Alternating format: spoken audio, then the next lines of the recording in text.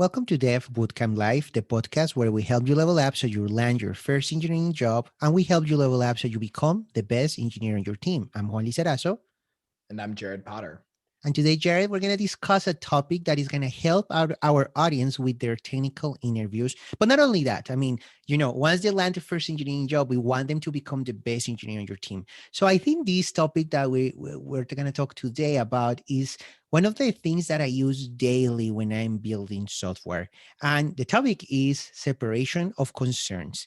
So this is just a software design principle. It's very applicable to any type of technology you use, even for hardware. Like this has been around for ages. I mean, I'm not sure if it was like 1972 or something like that. It's been like a long time since this was proposed, maybe not with that name. I'm not entirely sure, but it's very useful when we're building software.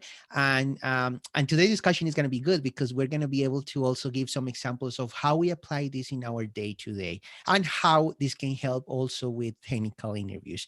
So, Jared, let's define separation of concerns. Let's start with a definition of that. What is separation of concerns?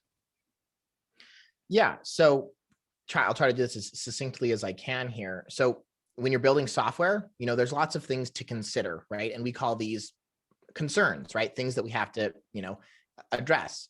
Well, if, it's really important for us to be able to separate these out accordingly so that we can kind of address each one separately and kind of focus on each piece so that we're not trying to do it all at once. One quick small example to kind of help this idea is imagine if, you saw one gigantic index HTML file and it basically contained your entire web application. HTML, let's say you had like inline CSS, you have your JavaScript file in there, right? It's going to become really, really big. And Juan, what are some of the problems you might run into when your file gets really large like that? Yeah, I haven't run into that problem for a long time, but when I work on legacy software, we have that problem. So that means like, when you work at a big company or something or a newer company, there's always going to be some sort of monolithic, right? This big piece of software that is doing too much, or you have these giant classes or methods with thousands and thousands of lines. So the difficulties is like, it's really hard to test. It's really hard to automate. You don't know what's happening. You're not confident about the changes you make to the file. You make a change and you don't know all the thousands of cases it handles, right? All the use cases, the different things or the different outputs, that it just makes it really difficult. So actually, divide and conquer, that really helps out when you're building software. So that's the main issue, like maintainability, like it affects it greatly. And separation of concerns helps us with that. Like besides like being something like we apply and it's cool, and it helps us build better software, it also has like a lot of good baggage that it includes out of the box when we start applying these principles, right? So for example, let's talk about those, Jared. Let's start with concern. Let's define concern. This is like something hard because we say, separation of concern, but how could you define what is a concern? So we can explain this principle. Yeah, so a concern is going to be one whole piece of whatever technology or whatever thing you're working on, right? So an example of one concern would be, right, on a website would be the HTML, right? So the HTML has to do with, we commonly say is like the structure of the website, what's the relationship between the different elements, right? And that's a whole, as we would say, a concern in and of itself to just design that part of it and to lay that part of it out. Okay, so we would think that the concern is like the visual aspect or its structure, right? That's what the markup is doing. If we want to like be more generic, right? So because that's very important when we talk about separation of concerns and this principle, we don't want to get too much into the details, but we always want to approach it from the like, what is this doing? So if we turn that, like the HTML file you mentioned, if we turn it is like, what is this file doing? It's really managing the presentation or the document structure or the layout. I mean, it's up to whatever this document is doing, right? So we could think like, okay, that's the concern. And this is where it gets very exciting, Jared, because if we have, let's say, we need to get some data from some API, right? That's not of the concern of the visual aspect, the layout, the document is structured, or the interface. So that's somebody else's concern, right? So for a technical interview, Jared, for example, if somebody ever asked like, hey, what is a concern in separation of concerns, or what, or even better, what is separation of concerns?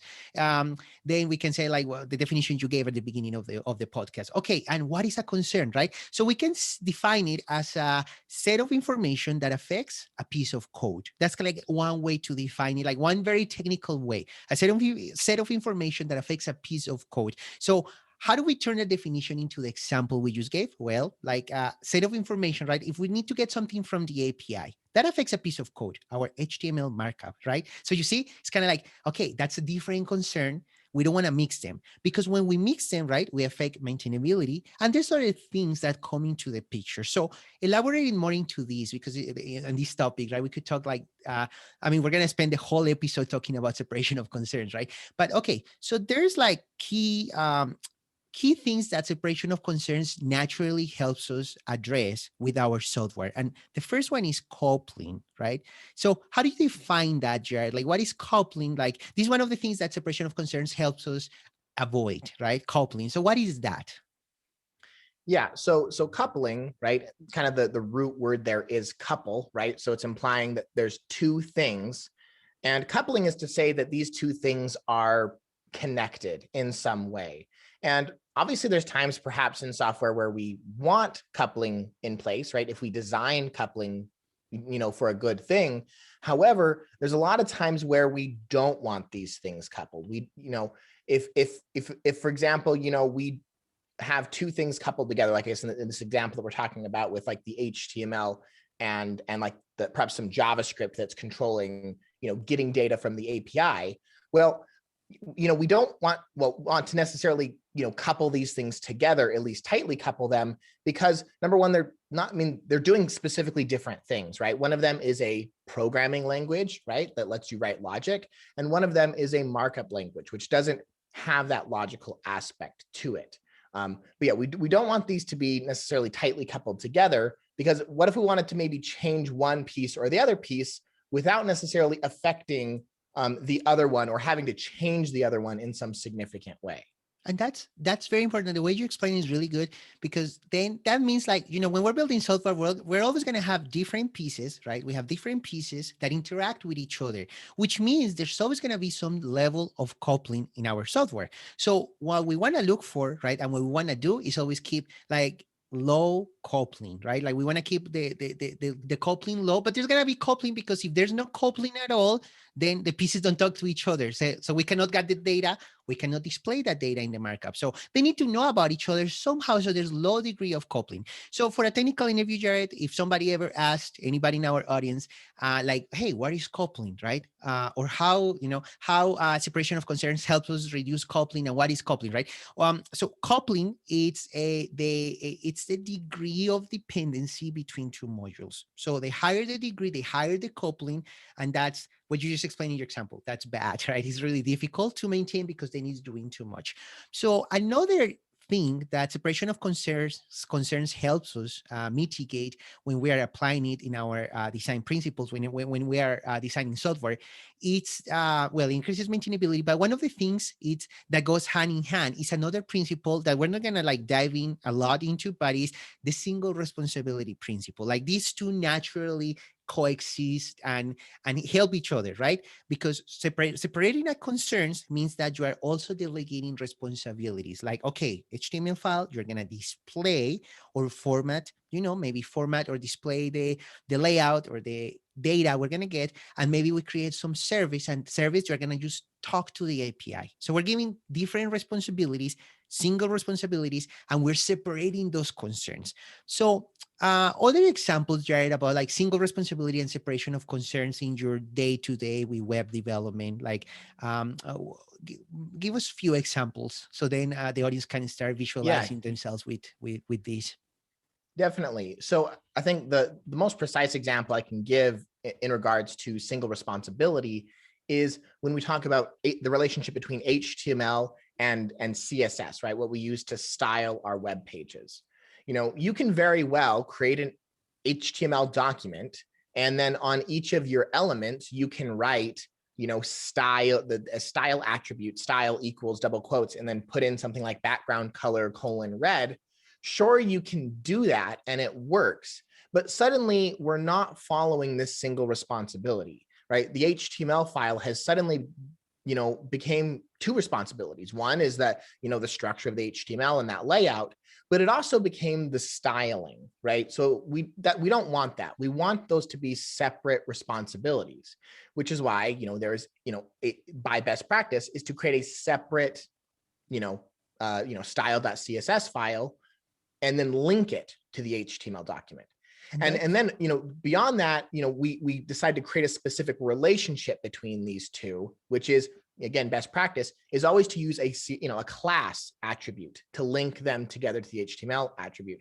And that creates a certain coupling. But again, this coupling is by design, right? And it's consistent. And it then leads into that point of maintainability that Juan is talking about here. And it's really low. It's a low degree of dependency, right? There's some coupling, of course, because if there's no coupling, then we cannot apply the classes. But that example you give is perfect because we talk a lot about like avoiding line styles because the specificity is too high. But that's kind of like the HTML web developer, webmaster definition. But now if we're talking about the software architect or the software engineer definition, right? It will be more like, hey, don't do engine style or don't do inline style because it's not of the concern of the HTML file. The HTML file shouldn't be styling element. So that's why like we don't do it, right? I mean, it's not even like the high specificity. I mean, that's one reason, but at the architectural level, it's because it's not of the concern. So now we're starting to visualize that. And that was a perfect example there, Jared.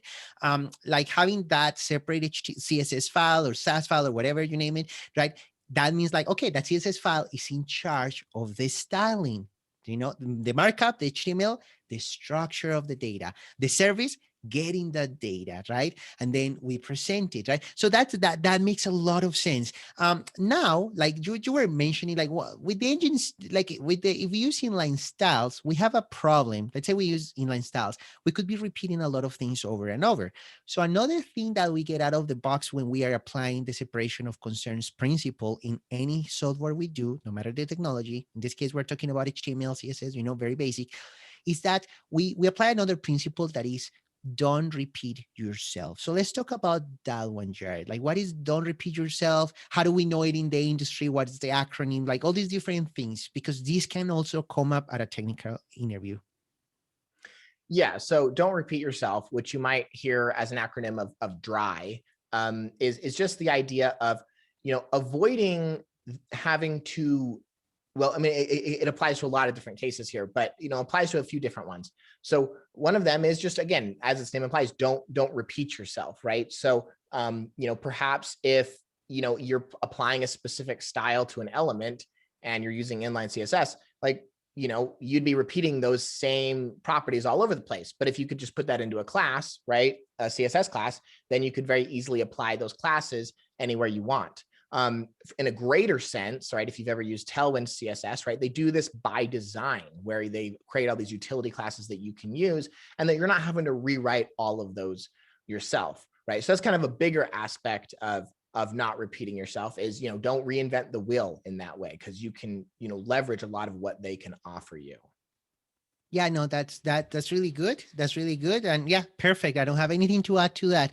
So why do we want to apply separation of concerns? I mean, it sounds really good. Like, yeah, we separate things, we get this maintainability, low coupling, we don't repeat ourselves, but like really the final objective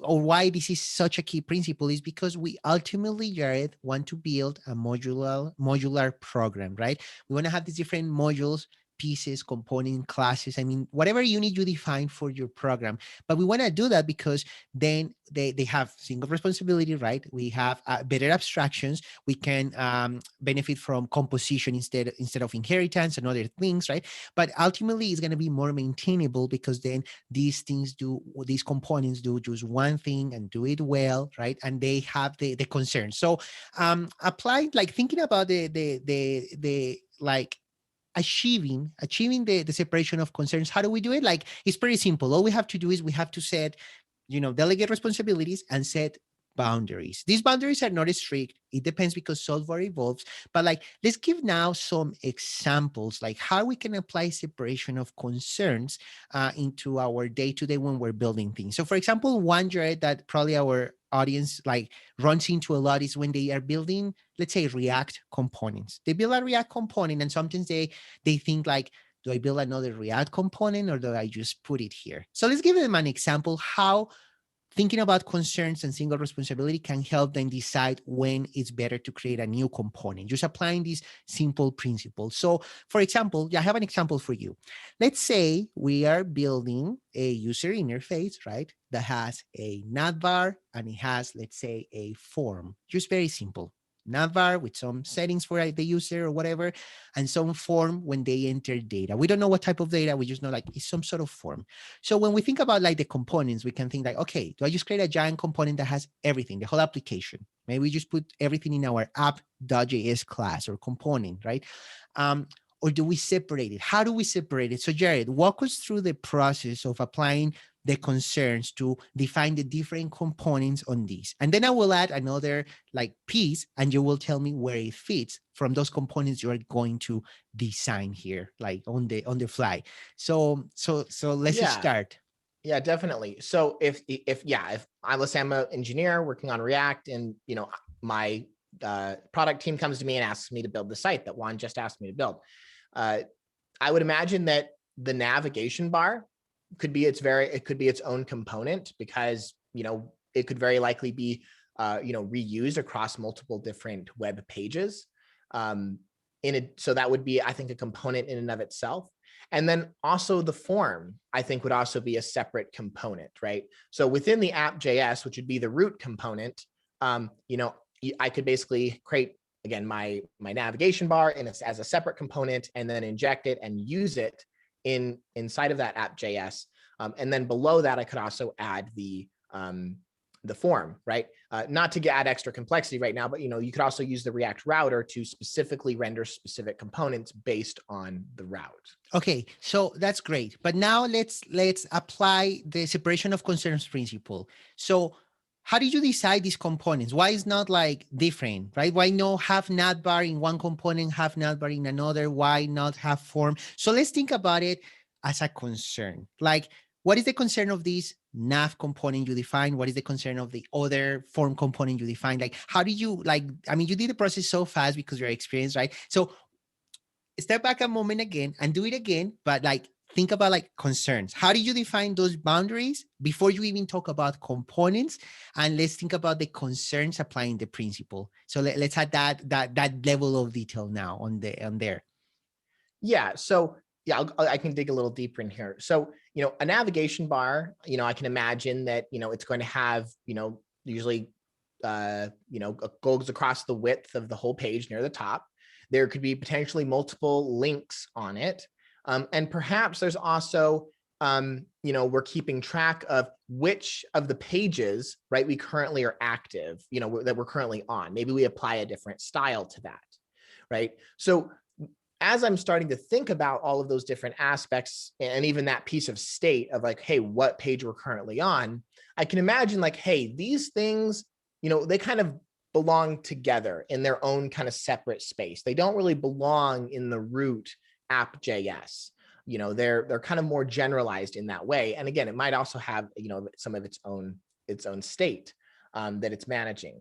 When it comes to the form, I think that, when we in React, when you create a form, you're going to be creating lots of pieces of little state that are going to be controlling each of the different inputs.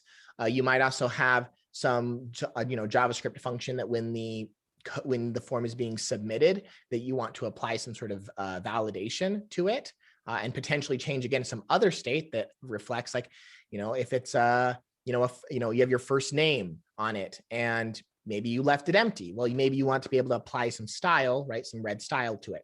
So again, as I'm thinking about all the different pieces of state that are related to just that component, just that form component, I can already begin to think like, okay, I want to be able to wrap these together in their own component because it's only relevant to that component.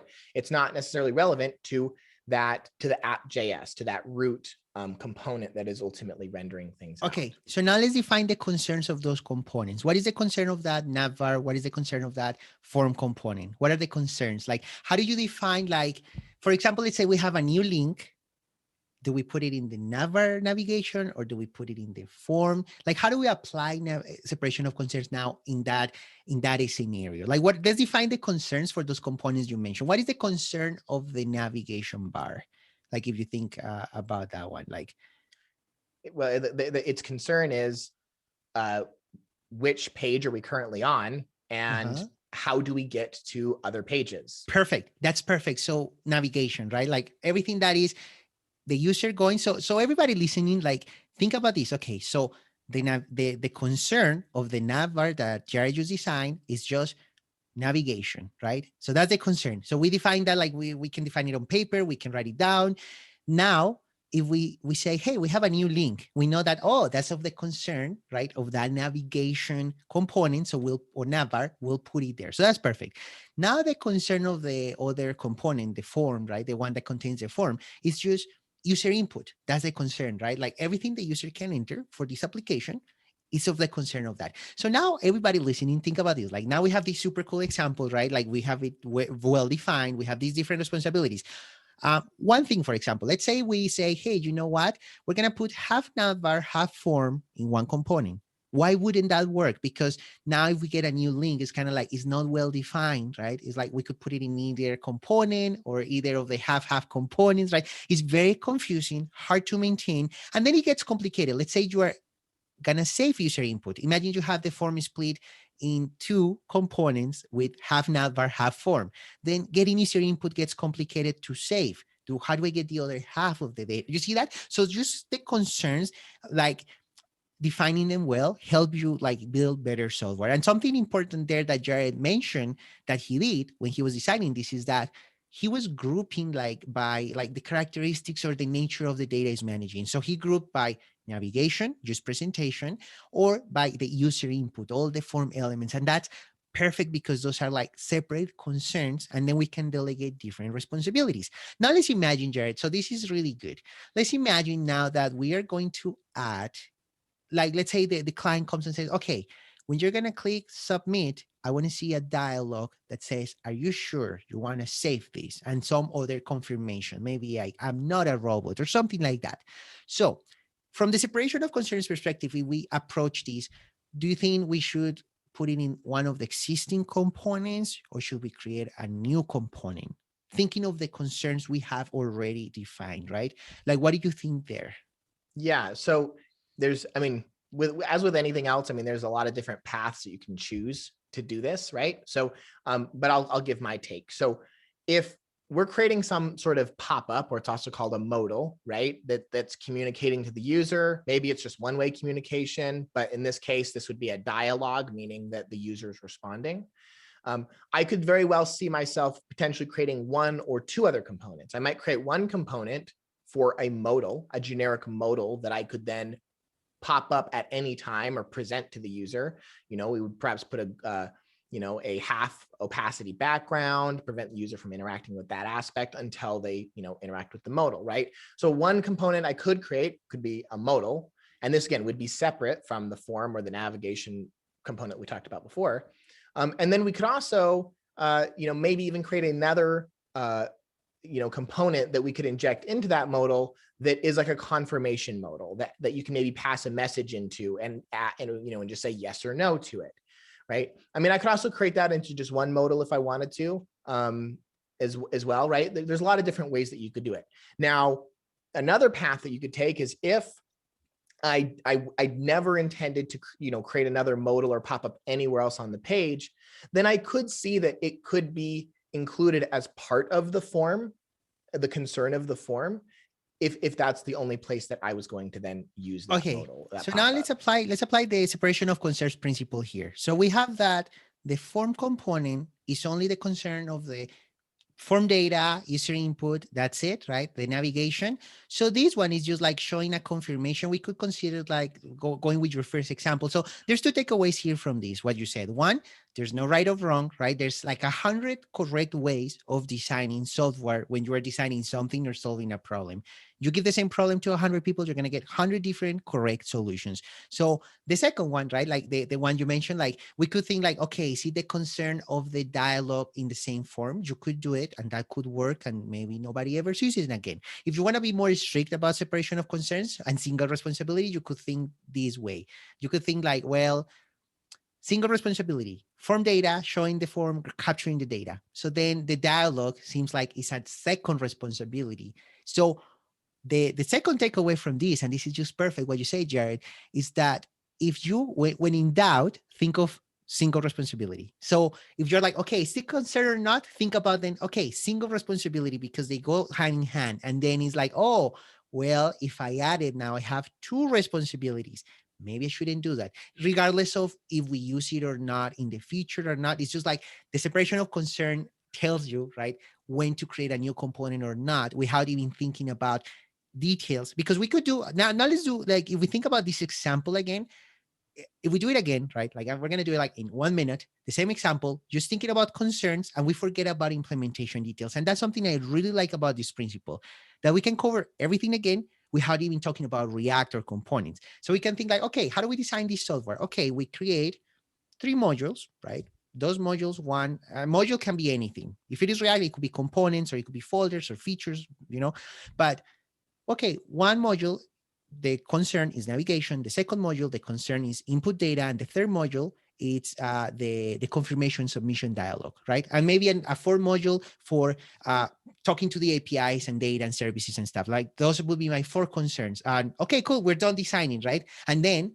when we go to the implementation details, then we do everything you said about like, okay, the implementation and all that. So that's the really cool thing about like thinking about software architecture, that and a third takeaway from that would be like, you don't have to think so much about implementation details, right? And before you even write code, you can plan it, right? Especially when you are out of a bootcamp, you're less experienced, right? Like Jared is very experienced, so he can go and be like, oh yeah, I'll be this component, but it's because he's done that before. But when you're starting the process, like you new graduate, go and step back a little and then think of the responsibilities and the concerns, define strict boundaries, and then you are going to be good to go, right? And when you are in doubt, always ask yourself, does this belong to the concern of whatever? Is this part of the responsibility? What is the responsibility? Oh, showing data. Then, okay, maybe it doesn't belong here, or maybe it belongs here, right? You define those responsibilities. But remember, there's no right or wrong. So yeah, I mean, that's really it. I mean, is there anything you want to add to separation of concerns, Jared? Yeah, I think there's a few little examples of separation of concerns that I wanted to just kind of discuss in the real world and kind of see about that. So one important aspect again is that whoever's building the technology or the language or the framework or whatever, they're going to kind of decide when they're designing this and building this, where are their different concerns and how are they going to separate them.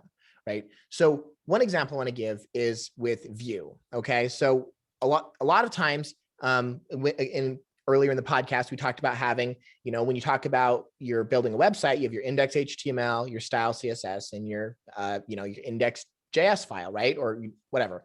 And these are like 3 different files, and they're kind of doing different, handling different concerns.